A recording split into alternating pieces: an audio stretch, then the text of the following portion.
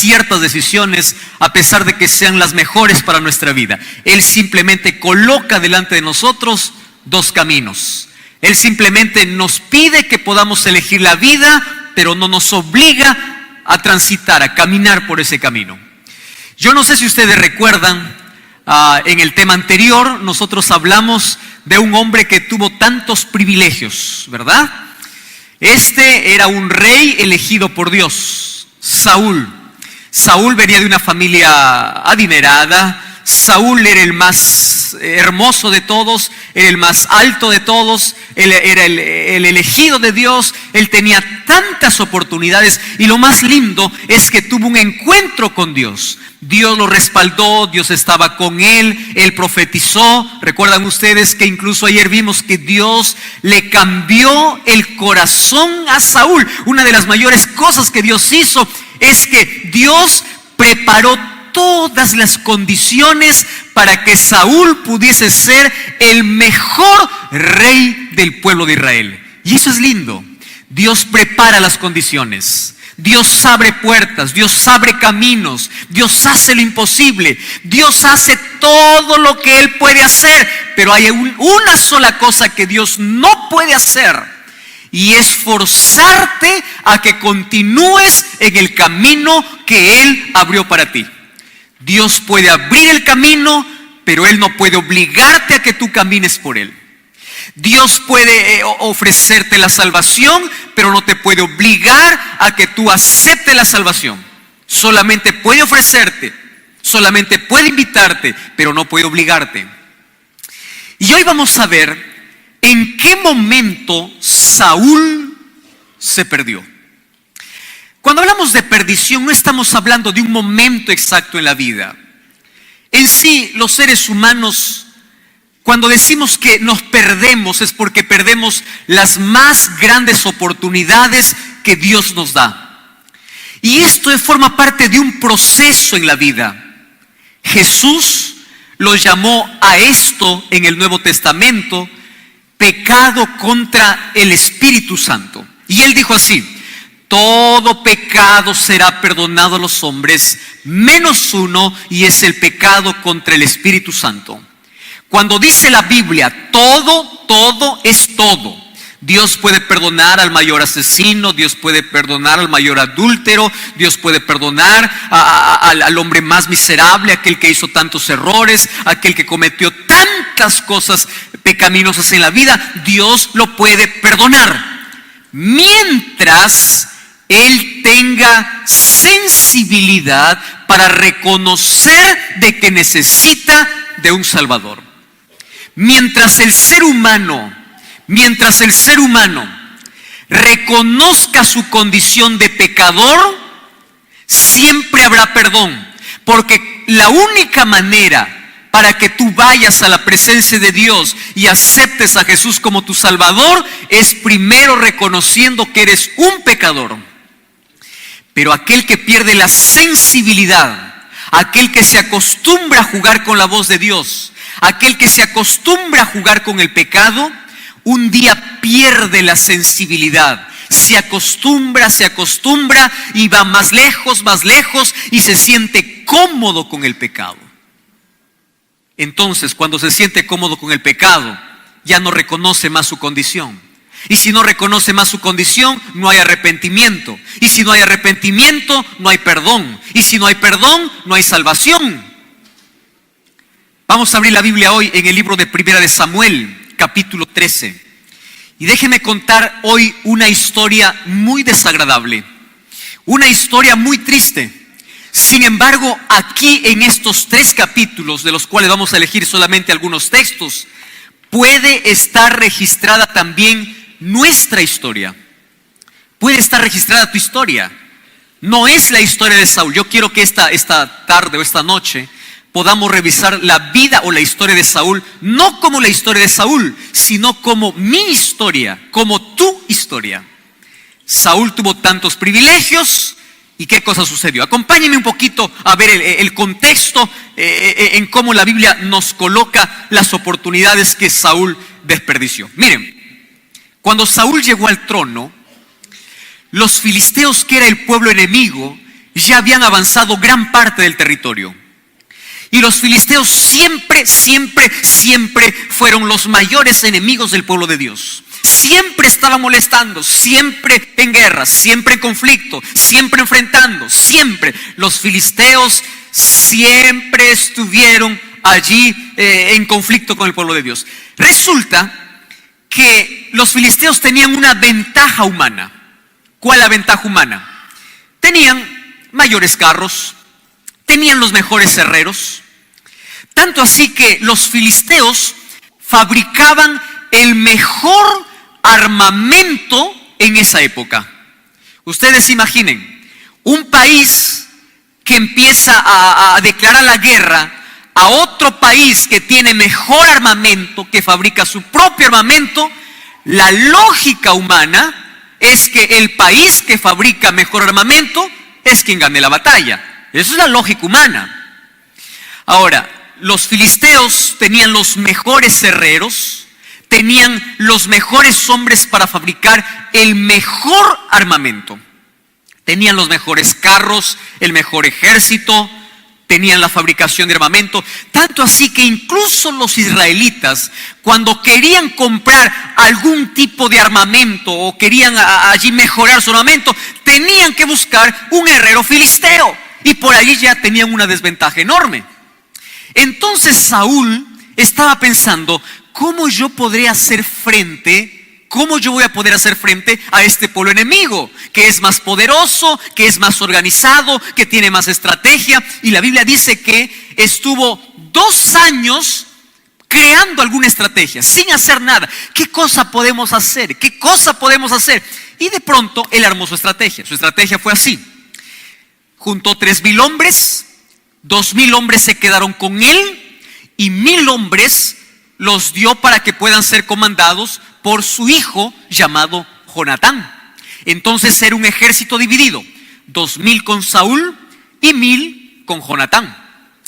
Jonatán se separa un poco de su padre y la Biblia dice que Jonatán, por la confianza y la fe que tenía en Dios, no le importó que los filisteos tengan mejores armas, no le importó que ellos sean mejores guerreros. Un día, con sus 1,000 hombres, atacó una fortaleza. La Biblia dice, atacó una guarnición. ¿Y saben qué cosa hizo Dios? Dios le dio la victoria. Porque es así aquel que confía en Dios. Aquel que confía en Dios puede tener no puede tener las herramientas necesarias. Aquel que confía en Dios puede tener el armamento menor, puede tener las limitaciones necesarias, pero aquel que tiene fe en Dios siempre va a tener victoria. Y cuando derrotó aquella fortaleza, déjeme imaginar un poco. Yo no sé cómo se habrá sentido Saúl. ¿Cuántos soldados tenía Saúl? 2,000. ¿Cuántos soldados tenía Jonatán? 1,000. Entonces él se puso a pensar, ¿cómo es posible que yo con 2,000 no haya enfrentado? Mi hijo con 1,000 enfrentó y ya ganó. Yo no sé si hubo celos, eso no dice la Biblia. No dice nada, no declara nada sobre el asunto. Hay un silencio allí. El problema es que cuando los filisteos descubrieron de que una fortaleza de ellos había sido destruida, ¿sabes qué cosa hicieron los filisteos? Se organizaron todo el pueblo. Todo el pueblo se organizó. Los militares ahora fabricaron sus mayores armas y empezaron a rodear, empezaron a hacer emboscadas. ¿Y sabes qué cosa dice la Biblia? Que el pueblo de Israel empezó a temblar y temblaba de miedo porque se olvidaba que era Dios quien peleaba sus batallas. ¿Sabes cuándo el miedo toma parte de nuestra vida? Cuando nos olvidamos de quién somos y a quién servimos. Cuando nos olvidamos quién está a nuestro lado. Cuando nos olvidamos quién pelea nuestras batallas. Cuando nos olvidamos que Dios está con nosotros. Nos angustiamos, nos estresamos, nos deprimimos. Entramos en el pozo de la angustia y la desesperación. Y ahí el pueblo de Israel estaba temblando de miedo. Y Saúl también, por supuesto. Saúl temblaba de miedo y decía, ¿qué cosa tenemos que hacer? ¿Alguna cosa vamos a hacer? ¡Ah, ya sé!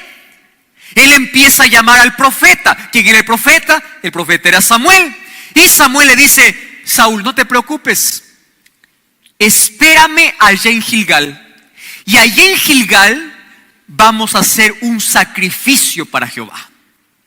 Y imagino allí Saúl con sus 2000 hombres, pasando lista todos los días, y una mañana se levanta y resulta que ya no hay 2000, hay 1800, porque 200 se han escapado de miedo. Al día siguiente se levanta, ya no hay 1800, hay 1500, y cada día está menorando la gente, porque el ejército tiene miedo, tiene mucho miedo, la gente está desertando. Y allí Saúl entra en desesperación.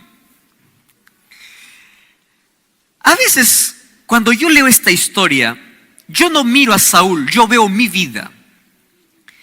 ¿Qué cosa hago en la vida cuando todas las cosas se ponen en mi contra? Cuando intento controlar las cosas y veo que las cosas se escapan de mi mano, ¿qué cosa es lo que yo hago en mi vida? Empiezo a actuar a mi forma. Porque, queridos, la desesperación en la vida nos lleva a tomar decisiones apresuradas y nos lleva a tener el control de las cosas, y nos olvidamos que es Dios quien tiene el control de las cosas. Y sabes que aquí se estaba librando, o aquí se estaba dando la primera grande o la mayor prueba para el rey que fue elegido por Dios. ¿Cuál fue su mayor prueba? Cada día se le desertaba el pueblo. Cada día tenía menos gente y los filisteos estaban organizados. ¿Y qué cosa sucede? Miren, acompáñenme ahora entonces a la Biblia. Primera de Samuel capítulo 13, versículo 8. Dice así: y él esperó 7 días. Ojo con esa expresión. ¿Cuántos días esperó? 7. 7 días. Conforme al plazo que Samuel había dicho. Pero Samuel no venía a Gilgal. ¿Qué sucedía con el pueblo? El pueblo se desertaba. Entonces Saúl, entrando en desesperación, dice el versículo 9, o el versículo 9 dice: entonces dijo Saúl, tráiganme el holocausto y la ofrenda de paz. Y él ofreció el holocausto. Presten atención acá. Yo no sé qué hubiesen hecho ustedes, pero yo cuando leí esta historia, desde hace mucho tiempo atrás, yo me puse a pensar en lo siguiente: ¿qué hubiese hecho yo en el lugar de Saúl? ¿Acaso no hubiese actuado de la misma manera? Probablemente que sí, porque uno dice, finalmente, sacrificio es sacrificio, finalmente es para Dios. ¿Eso es nuestra justificación o no? Hay gente que dice, no importa cómo adores, finalmente adora a Dios. ¿Has escuchado eso o no? No importa cómo, finalmente es para Dios.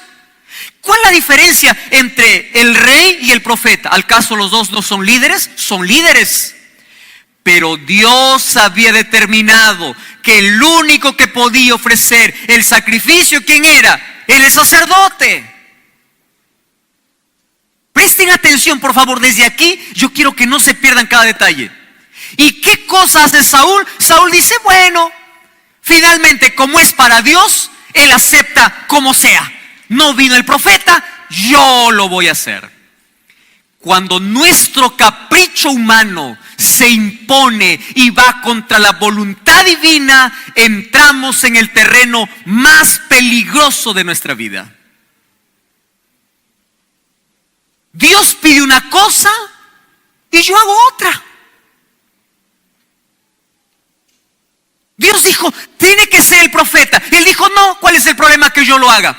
Cuando entras en conflicto con aquello que Dios ordenó y empiezas a hacer las cosas a tu modo, por más buenas que parezcan, Dios no las acepta. Voy a repetir esta parte. Cuando hagas las cosas a tu modo, por más buenas que parezcan, Dios no las acepta. ¿Qué sucedió? Él estaba allí, ofreció el sacrificio con su ropa de militar, él estaba con arma, dijo, tráigame el cordero, sacrificó el cordero, y cuando él terminó de sacrificar el cordero, miren lo que dice allí, versículo 10. Cuando él acababa de ofrecer el holocausto, Samuel venía. Y Saúl salió a recibirle para saludarle. Versículo 11 dice, entonces Samuel dijo, ¿qué has hecho? Qué pregunta, ¿verdad? ¿Qué has hecho? ¿Por qué no esperaste? ¿Saben cuál fue el mayor problema de Saúl? Falta de fe. ¿Acaso Dios no pudo derrotar a los madianitas solo con 300 hombres? ¿Acaso Dios no era el que peleaba sus batallas? ¿Y cuál era el problema si todo el ejército se le iba? Si la victoria es de Jehová, Saúl debió esperar hasta el último porque era Dios quien dirigía a su pueblo. Sin embargo, la falta de fe nos lleva a cometer dos errores. Número uno, nos lleva a apresurarnos en la vida y nos lleva a tomar decisiones equivocadas en contra de la voluntad de Dios. ¿Qué cosa has hecho?, le dice Samuel. Y miren qué respuesta le da Saúl. Versículo 11, Saúl respondió, yo vi que el pueblo se me desertaba. Vi que tú no venías dentro del plazo señalado. Vi que los filisteos estaban reunidos en Migmas. Entonces yo me dije, ahora vendrán los filisteos contra mí a Gilgal, y yo no he implorado el favor de Jehová. ¿Y saben qué cosa dice Saúl? Dice así, por eso me esforcé y ofrecí el holocausto. Amigos y hermanos, quiero que presten atención porque este es el centro de mi mensaje de hoy. ¿Cómo queremos ganar la salvación? Con nuestro esfuerzo.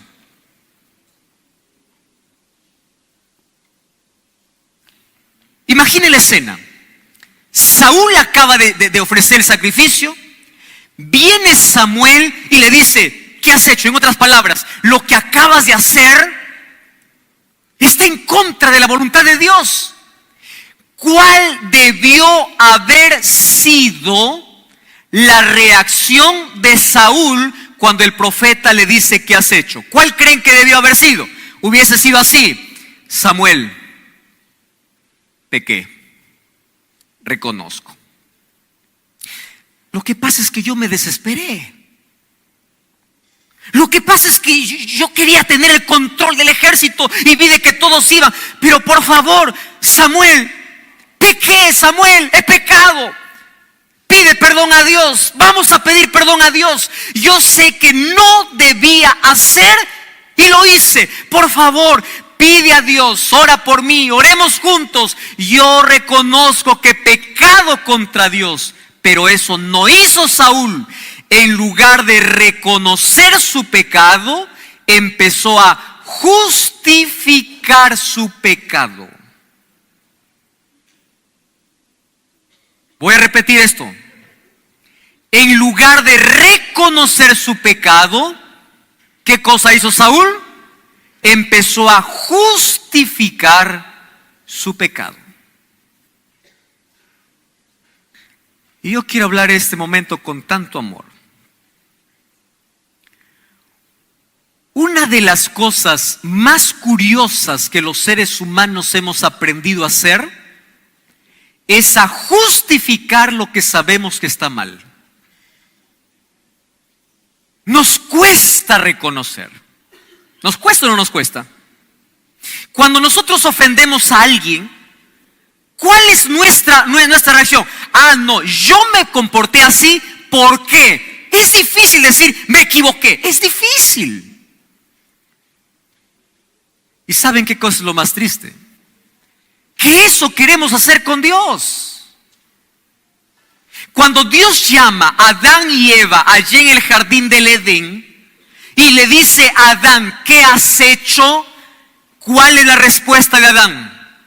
La mujer que tú me diste me engañó. ¿Cuál es la respuesta de Eva? la serpiente que tú creaste me engañó. Los seres humanos hemos aprendido a justificar nuestros pecados en lugar de reconocer nuestros pecados. Y cuando nosotros empezamos a justificar, entramos en un problema más serio. ¿Saben cuál es? Cuando empezamos a justificar el pecado, nos acostumbramos a justificar todo, aunque sepamos que es desobediencia